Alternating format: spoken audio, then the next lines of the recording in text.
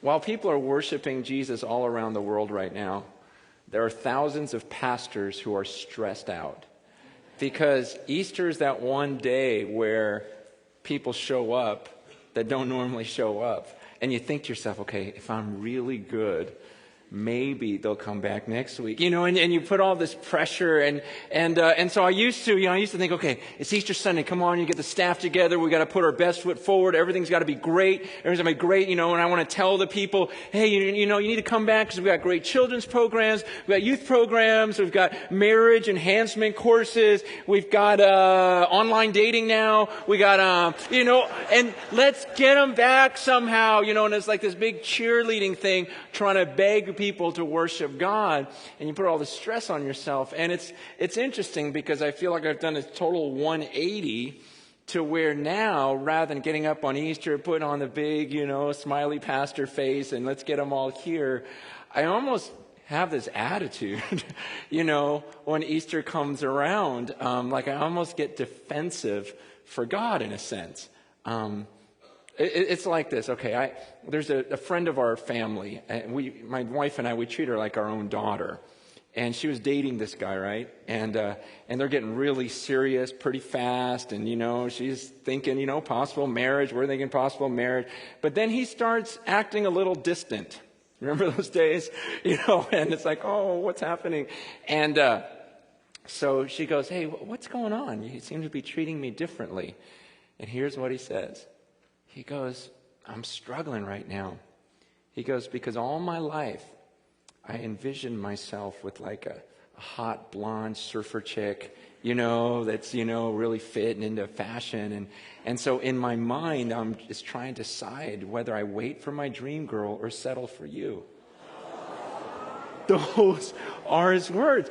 And he goes, I'm not saying I don't want this relationship. I just need some time.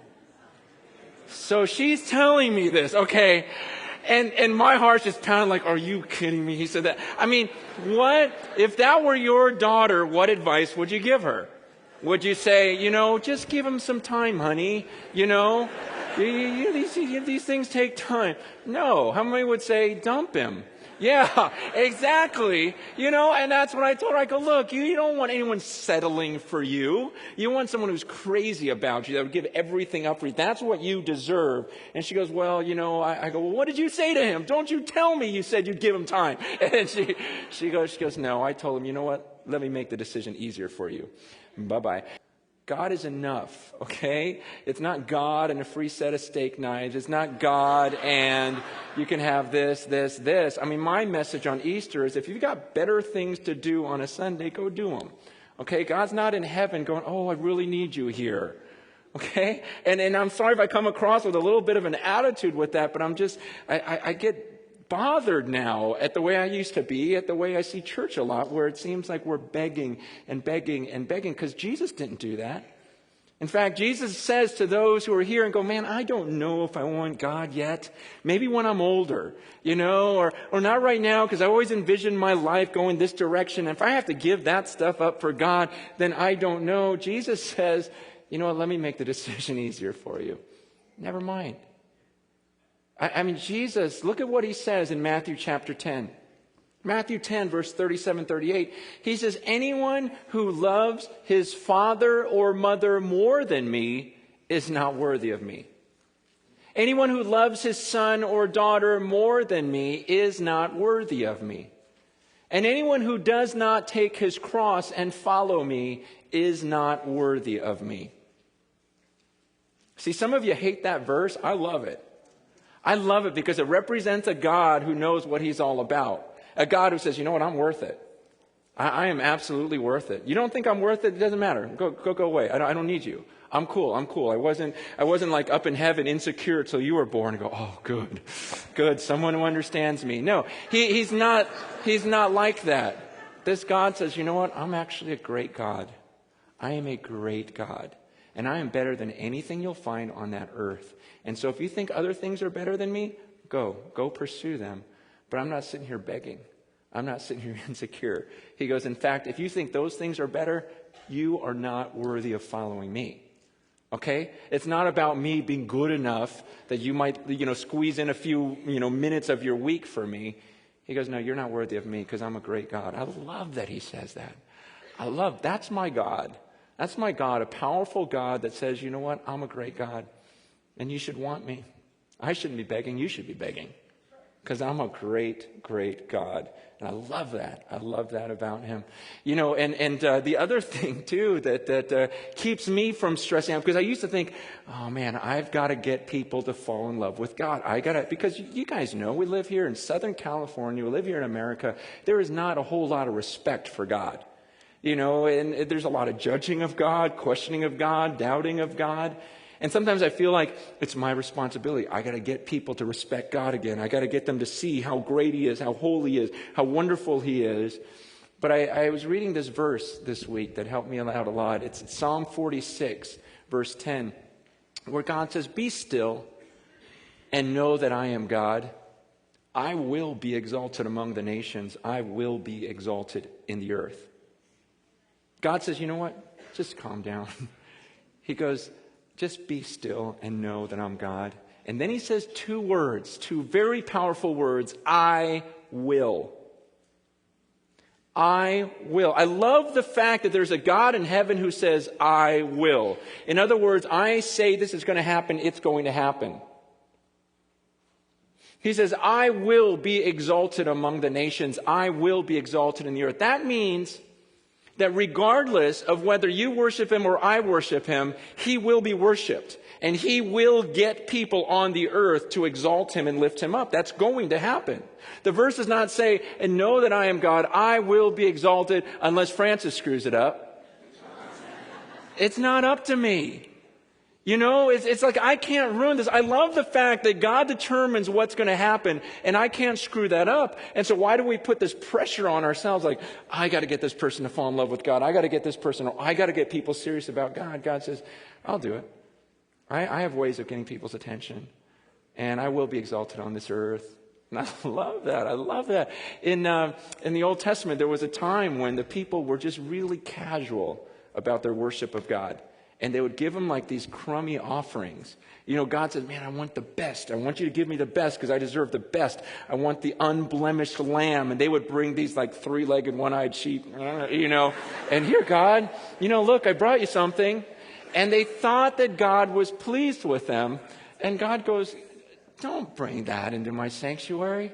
And he says in Malachi 1, he goes, just shut the gates to that place. If that's what you're going to bring me, I don't want it.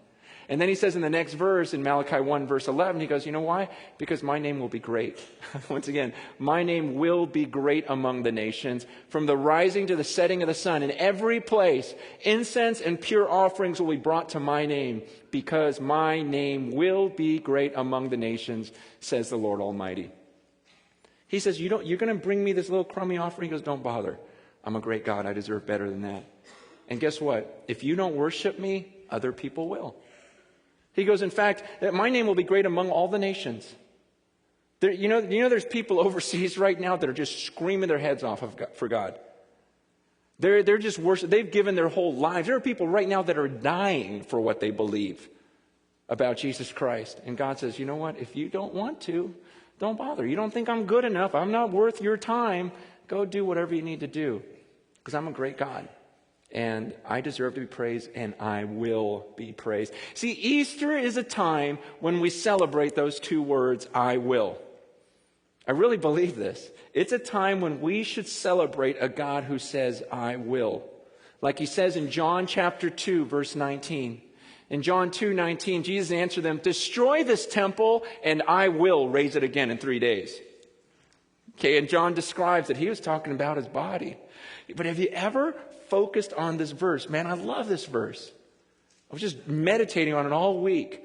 I mean, think about what that means. Picture Jesus walking on the earth. Think about just I don't even know the right word for it, just the confidence of a man who walks around and goes, go ahead, kill me. I'll just rise again in 3 days. It's like, wow, that's bad. That's like, wow, go ahead. I mean, just to walk around with no fear whatsoever. Just to walk around with no fear and just to say, what are you going to do? Go ahead, destroy this temple. I'll raise it again in 3 days. Because you don't have control over me. There's nothing you can do to hurt me. I am God. Destroy this temple and I will raise it again in 3 days. I love that. I love the thought of being associated with that kind of power. Just to think I walk side by side with Jesus. I have Jesus in my life. I have a God that is willing to say, go ahead, destroy this temple, nail it to a cross, and I'll raise it again in 3 days. Because I am, and I will. Daniel 4, verse 35 has been one of my favorite verses for years. Because he says, all the peoples of the earth are regarded as nothing. He does as he pleases with the powers of heaven and the peoples of the earth. No one can hold back his hand or say to him, what have you done? See what he's saying? He goes, all the people are regarded as nothing? Wait, what if we all gather together? What if we really lived as one? Okay? Everyone on the earth bound together and said, you know what, God? We think you're not allowed to judge us. God's going to look at us and go, I don't care what you think. He goes, man, you can put all the people together. You see, some of you hate this because you're so used to flaunting your opinion, right? And you think your opinion is so good. And, just ask the people around you if you act that way. You have this opinion like, I'm going to say what I believe. And you're so sure that you're right. And then you have this God. You hate the thought that there could be a being who is more powerful than you. That says, I don't care what you think. In fact, you can gather all the people in the world together that I made, and they could all disagree with me, and I could look them all in the eye and say, well, then you're all wrong. See, that's one of the benefits to being God. And the Creator, he goes, you know what? I don't care. You can gather. I love this. See, some people hate this. They hate this thought. There's this God or this power that is over them. But I love it.